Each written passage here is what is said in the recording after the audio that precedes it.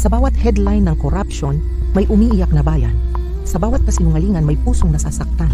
Pero sa lahat ng ingay at kadiliman, may iisang tinig na nagsasabing, truth still stands, love still reigns, Jesus is still alive.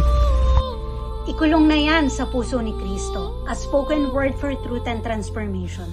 Sa panahon ng balita, trending ang ingay, korupsyon dito, kasinungalingan doon. Ikulong na yan, mga kurakot. Pero tanong ng langit, ilang beses ka na rin bang nagsinungaling?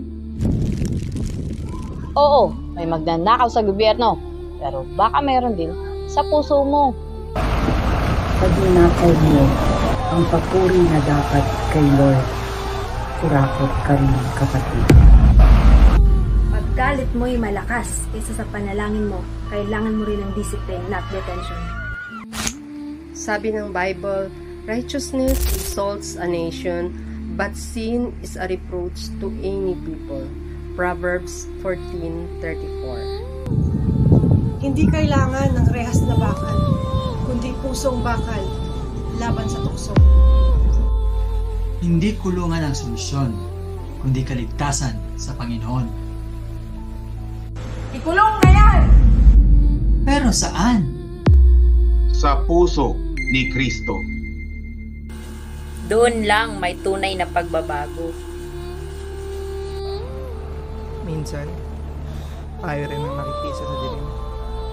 Kapag tahimik tayo sa mali, para na rin tayong nakikibahagi. Pero sa kabila ng lahat ng kasamaan, si Jesus rin ang liwanag ng bayan. Hindi takot ang solusyon,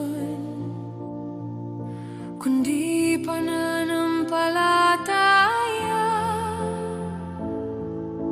Hindi galit, kundi grasya. Hindi ikulong na yan lang, kundi palayain mo kami, Panginoon.